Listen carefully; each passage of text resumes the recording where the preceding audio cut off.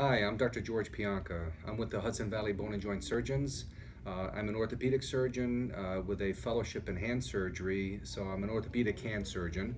And most of the patients that I deal with come in with hand and arm problems, and classically, hand surgery has been dealing with problems primarily from the elbow down into the hand.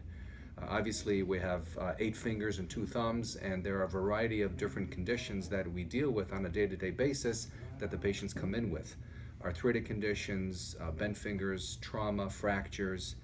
Today, I'd like to discuss a condition that I see very often that patients of all age groups get, but it tends to be in the more elderly population more frequently. It's called a trigger finger.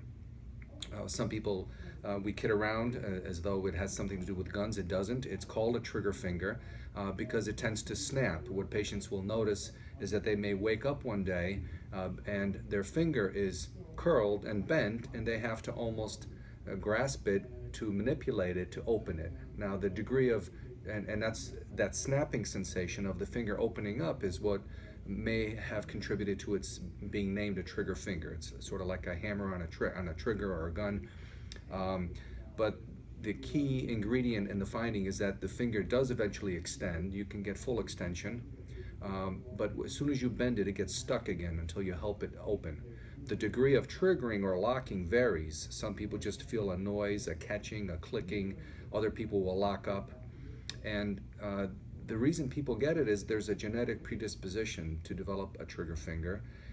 Some people correlate it with activities that they've been doing, maybe a sport that they play. They feel they jammed their finger or fell on an outstretched hand. Quite often, those are just coincidences. And we believe that in general, most people that get trigger fingers have a genetic predisposition to develop the problem. Just like with arthritis, there's a predisposition people have to develop it.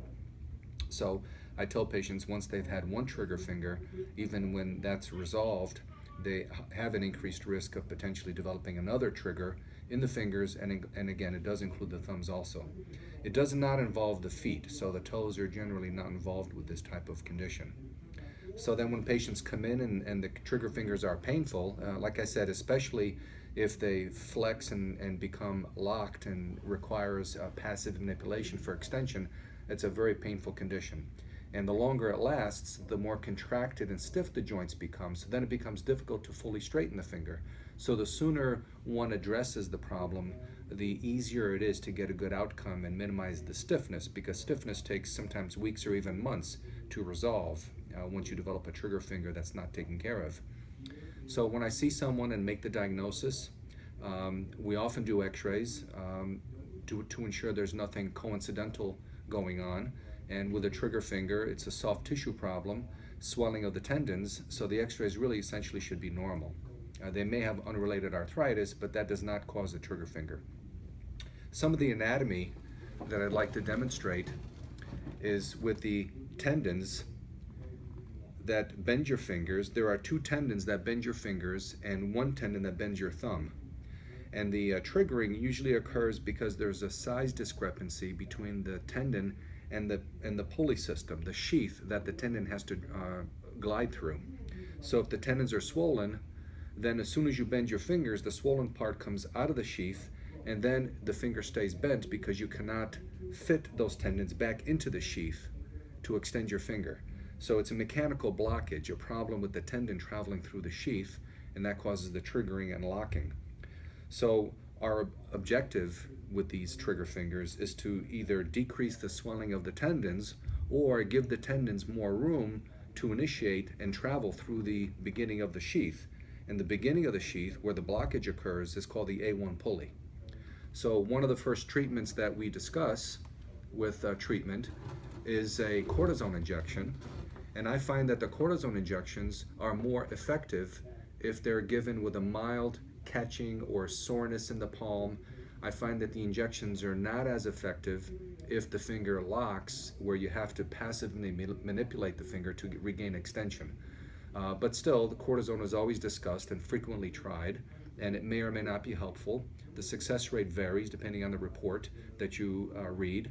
The success can be 40%, 50, up to 70%, and there are some patients, for example, that maybe have an underlying diabetes, where the cortisone injection may cause an increase in their blood sugars, and in diabetics, the cortisone injections may be slightly less effective.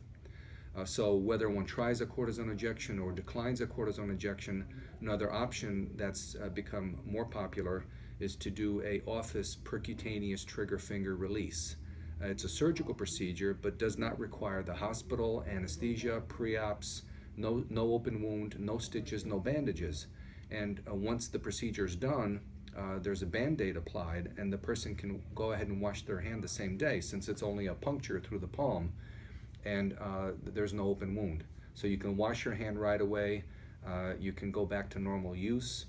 I advise patients that after the procedure, they can massage the area where the procedure is done to help any soreness to resolve more quickly.